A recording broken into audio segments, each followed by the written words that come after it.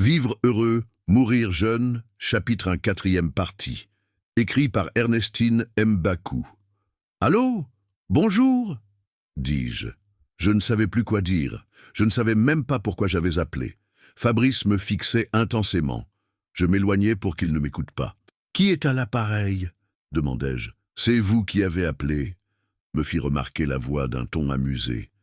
Je n'arrivais pas à distinguer si c'était un homme ou une femme. « J'ai vu que vous étiez les hommes généreux.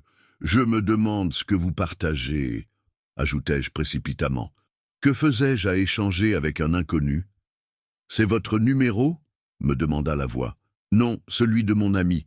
J'ai vu votre numéro dans la chambre de mon père et... »« Vous avez quel âge » me coupa-t-il. « 18, bientôt 19. » J'allais ajouter monsieur, mais je ne savais pas si c'était réellement un homme. « Je vous rappelle dans 1 heure. » Il ou elle avait raccroché. Je restais le téléphone à la main, voulant comprendre ce qu'il s'était passé. « Remets-moi mon téléphone, Denis. Tu as épuisé mes pauvres unités, » disait Fabrice, en m'arrachant le téléphone des mains. Je ne dis rien.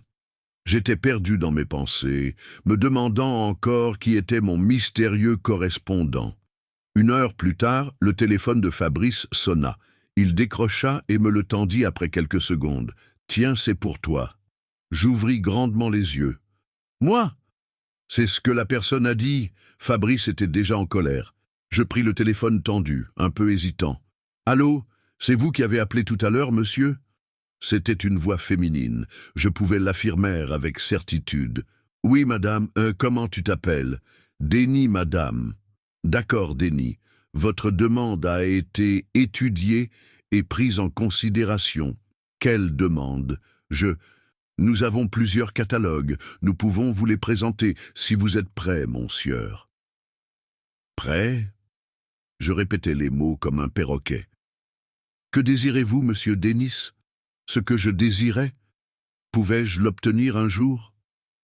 Vous avez appelé les hommes généreux dans un but précis. Que pouvons-nous faire pour vous ? Vous partagez l'argent ? Il y eut un silence à l'autre bout du fil. Je me demandais si elle n'avait pas raccroché.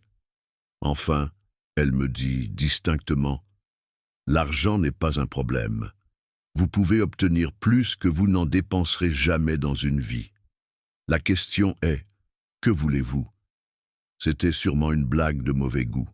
« Je veux beaucoup d'argent. » « D'accord, nous allons vous envoyer notre catalogue et vous allez choisir.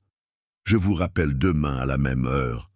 Si vous êtes toujours intéressé, vous aurez ce que vous désirez. » Et elle avait raccroché.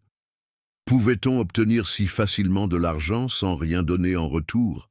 Était-il possible de devenir riche sur un claquement de doigts, comme par magie? Le roman entier est disponible sur Amazon, Fnac, YouScribe et Liretama. Abonnez-vous et partagez.